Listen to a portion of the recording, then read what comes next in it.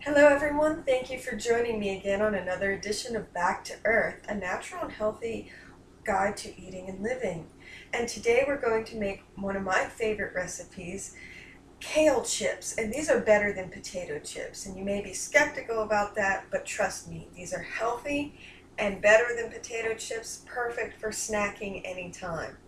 And I'm going to make something that tastes cheesy, but without using any cheese. So this is entirely vegan as well. And you're going to need 8 ingredients.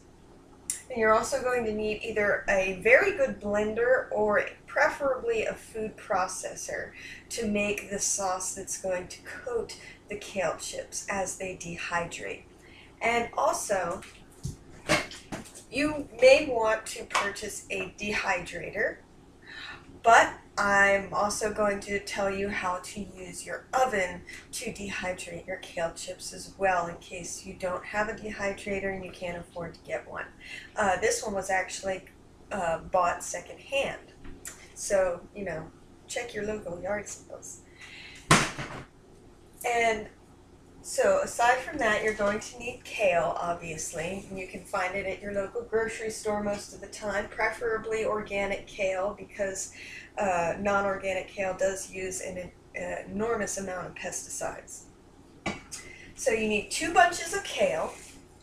You'll need 3 tablespoons of nutritional yeast. That is different than brewer's yeast, and you can find it at Whole Foods or another health food store. And that's 3 tablespoons of nutritional yeast, which is optional if you can't find it. 2 cups of cashews that have been soaked overnight, and the juice from 1 large lemon or 1½ small lemons. You also need 1 full tablespoon of salt, any kind of salt, sea salt is fine, and also 3 or 4 cloves of fresh garlic, and I'm using actually 6 or 7 because they are very small, but about 3 or 4 large cloves of garlic will do. You can use more or you can use less. It depends on whether you know how much you love garlic, and you can actually keep it out completely if you want to. And also 1 to 2 sweet bell peppers. I've used very small red, orange, and yellow chopped sweet bell peppers. And also you will use a dash, about a tablespoon of extra virgin olive oil. And you will start by combining these ingredients into the blender, and you're going to start with your lemon juice because you want to start with a liquid. And next, about a tablespoon of olive oil. And then your chopped sweet bell peppers. Whoops. Garlic, salt, nutritional yeast, and I tend to add the cashews last.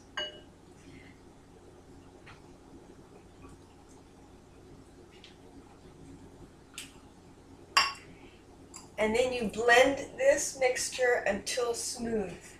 But it'll still be thick, so don't worry about it if it's still thick. But blend it well. Make sure everything's well incorporated. You may want to stop the blender if you have a blender or even the food processor and stir it around and keep blending it again.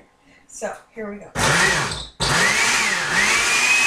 Alright, once you have your mix completely blended together, it should be like a really thick milkshake inside your blender or food processor. And if you smell it, it should smell really good.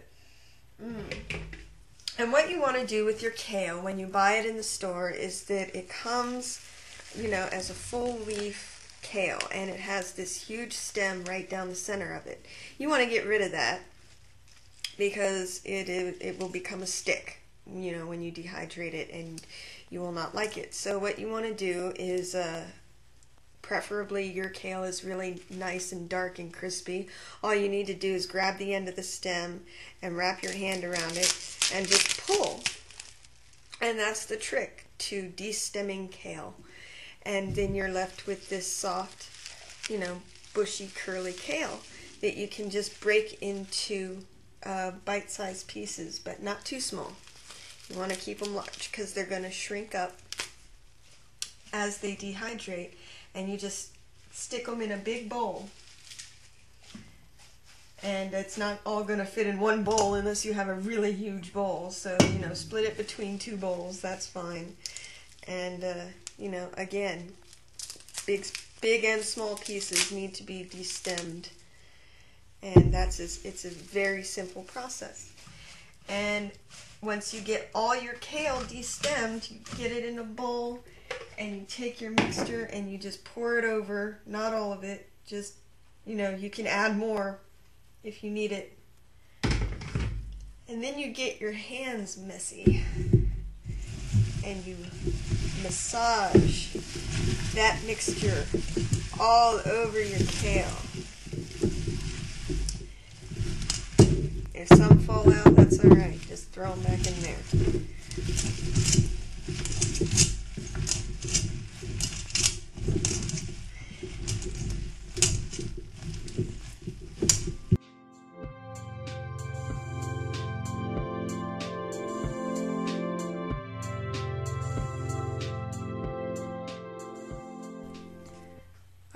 So once you've got it nice and coated, and every piece of kale is nice and thickly coated with the dressing, then you take a tray from your dehydrator or a cookie sheet if you're using your oven. And if you're using your oven and you're using cookie sheets, just put a layer of parchment paper over the pan and it works just as well as a dehydrator. And just in a single layer, but if they overlap a little bit, that's okay. Just casually toss your kale. It's okay if it's a little folded over. I preferably, you know, I like those pieces that are folded over a little bit, you know, just like the folded over potato chips. So they'll dehydrate fine if they're a little bit overlapped or folded over. Just get them on there.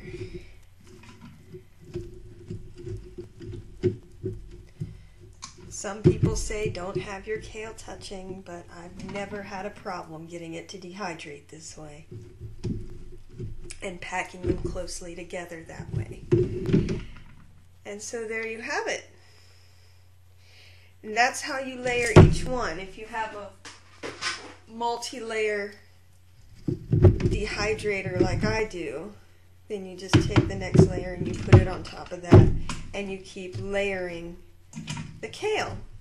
And then you put it on the dehydrator at about 115 to 120 degrees for about 8 to 10 hours. I mean, it might even take 12. You want to keep checking it, and once it's done, you will know.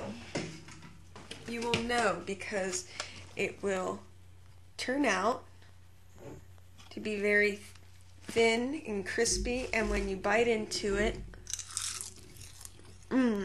it will sound and feel like biting into a potato chip.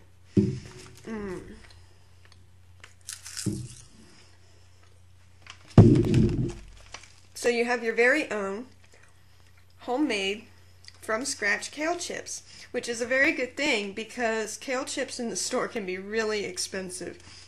For a box this size, they can go for $8 or $9 easy. So when you make your own kale chips, you save a lot of money, and you get all the amazing nutritional benefits of kale because you're not really cooking it, you're just dehydrating it. So you maintain most of the nutritional benefits of kale, plus the benefits of the cashews and the lemon juice and, you know, all the other ingredients like the nutritional yeast, which is an excellent source of B vitamins. So, perfect. Perfect for a party, perfect for a snack, perfect for any time. So I hope you get to try this. I know it's a little labor intensive and it takes a little bit of patience. If you're using your oven and you're using the cookie sheets and the parchment paper, put your oven on the lowest setting possible and keep it around 100 degrees. You don't want it more than about 100, 110 degrees, or else your kale might burn.